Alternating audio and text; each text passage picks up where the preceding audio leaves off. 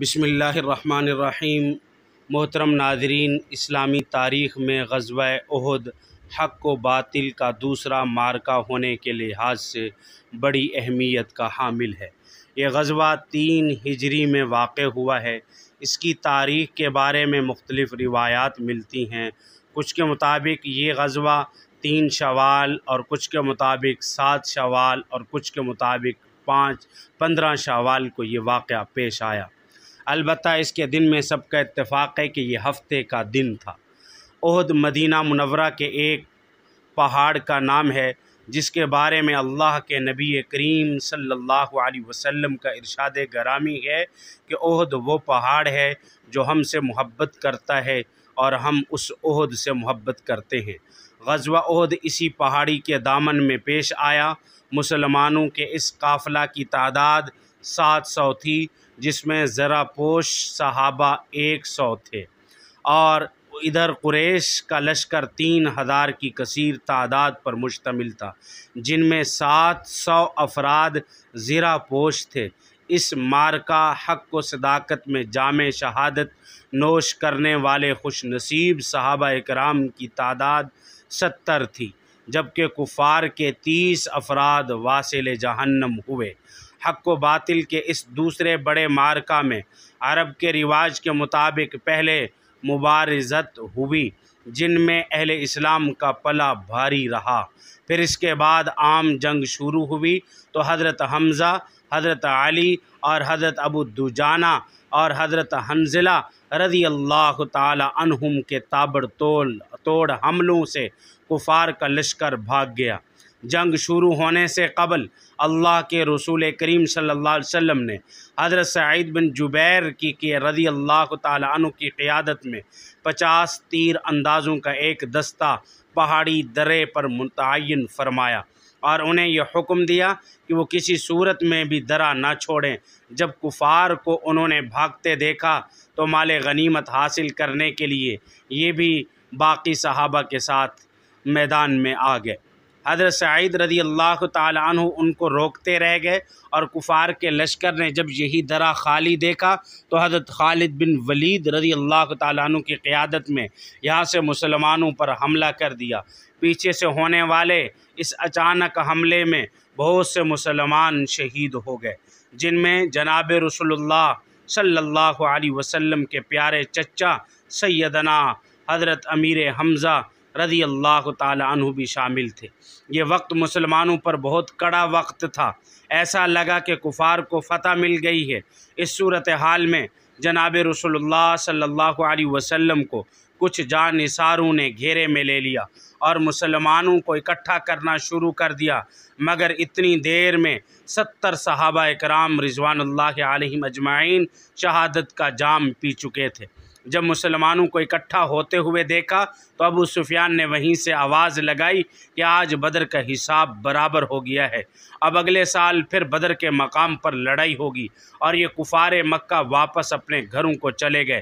اس معرکہ میں بہت سے ایمان افروز واقعات پیش آئے۔ حضرت حنظلہ رضی اللہ تعالی عنہ اس معرکہ میں باطل پرستوں سے اپنے ایمانی جذبے سے مقابلہ کرتے ہوئے قریش کے وسط لشکر میں جا پہنچے، اور قریش کے سردار ابو سفیان کا کام تمام کرنے والے ہی تھے۔ پیچھے سے ان پر شداد نامی بدبخت نے وار کر دیا اور آپ شہادت عظمیٰ سے سرفراز ہوئے۔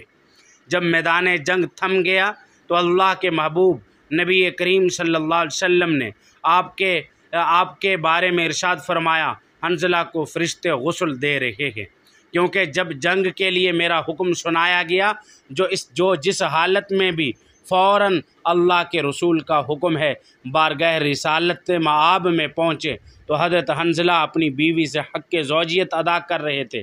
جیسے ہی اپنے آقا کریم صلی اللہ علیہ وسلم کا حکم سنا تو بغیر غسل کیے بارگاہ رسالت میں حاضر ہو گئے، اور وہاں سے جنگ لڑتے لڑتے جام شہادت نوش فرمایا۔ اسی وجہ سے آپ کو غسیل ملائکہ کا لقب عطا ہوا۔ اہل اسلام کا پرچم سیدنا حضرت مصعب بن عمیر رضی اللہ تعالی عنہ کے ہاتھوں میں تھا۔ ایک بدبخت آپ پر حملہ آور ہوا اور آپ کے دائیں ہاتھ پر اس طرح وار کیا کہ آپ کا دایاں ہاتھ مبارک شہید ہو گیا۔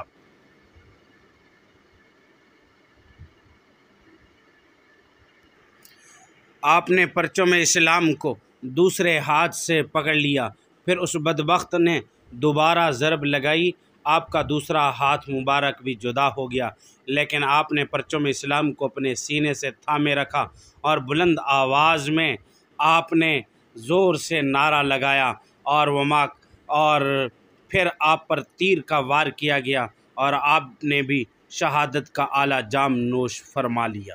جب منافقین نے حضور اکرم شہید ہونے کی جھوٹی افواہ پھیلا دی تو ایک انصاری صحابیہ مدینہ پاک سے احد کی طرف نکل پڑیں۔ جب راستے میں ان کے والد کے شہید ہونے کی ان کو خبر ملی تو اس عاشق رسول صحابیہ نے کہا، پہلے میں اپنے کانوں سے رسول اللہ صلی اللہ علیہ وسلم کا حال جاننا چاہتی ہوں۔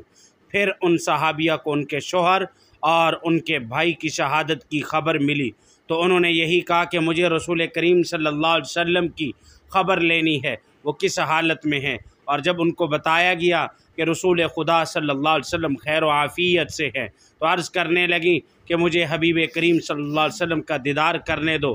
جب رسول اللہ صلی اللہ علیہ وسلم کا دیدار نصیب ہوا تو ان کو سکون ہوا اور عرض کیا، اے میرے پیارے رسول صلی اللہ علیہ وسلم، آپ سلامت ہیں تو ہر مصیبت آسان ہے۔ اسی غزوہ احد میں حضرت قتادہ بن نعمان کی آنکھ مبارک میں تیر لگا اور آپ کی آنکھ کا ڈھیلا بہر آ گیا۔ حضرت قتادہ اپنی آنکھ ہاتھ میں اٹھائے بارگاہ نبوت صلی اللہ علیہ وسلم میں حاضر خدمت ہوئے اور آپ نے سارا واقعہ بیان کیا۔ اللہ کے رسول کریم صلی اللہ علیہ وسلم نے ارشاد فرمایا، قتادہ اگر تم چاہو تو صبر کر لو، جنت تمہارے لیے ہے، اور اگر چاہو تو آنکھ لوٹا دوں گا۔ حضرت قتادہ نے عرض کیا کہ یا رسول اللہ، یقیناً جنت بڑی اور عظیم عطا الہی ہے۔ یا رسول اللہ، ایسا بھی ہو سکتا ہے کہ آپ جنت بھی عطا فرما دیں اور آنکھ بھی لوٹا دیں۔ اللہ کے رسول صلی اللہ علیہ وسلم نے فرمایا، ٹھیک ہے۔ آپ نے اپنے دست رحمت سے ان کی آنکھ کو پہلے والی جگہ پر رکھ کر لگا دی اور اس کی روشنی پہلی دوسری آنکھ سے زیادہ ہو گئی۔ پھر آپ نے ان کے لیے جنت کی دعا فرمائی۔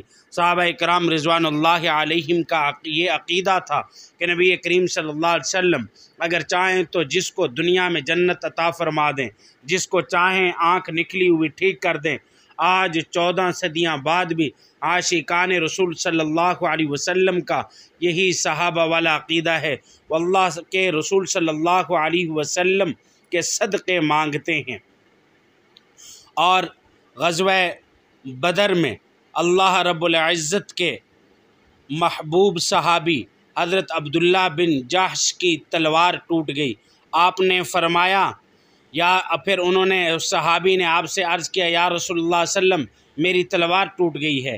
اللہ کے محبوب کریم صلی اللہ علیہ وسلم نے انہیں کھجور کی چھڑی عطا فرمائی۔ جب انہوں نے یہ کھجور کی چھڑی اپنے ہاتھ میں لی تو فوراً ہی تلوار بن گئی۔ اللہ شہدائے احد کے صدقے امت مسلمہ کو اتحاد و اتفاق نصیب فرمائے اور عزت نصیب فرمائے اور دین اسلام کو اللہ رب العزت بلند فرمائے۔ وآخر دعوانا الحمد للہ رب العالمین۔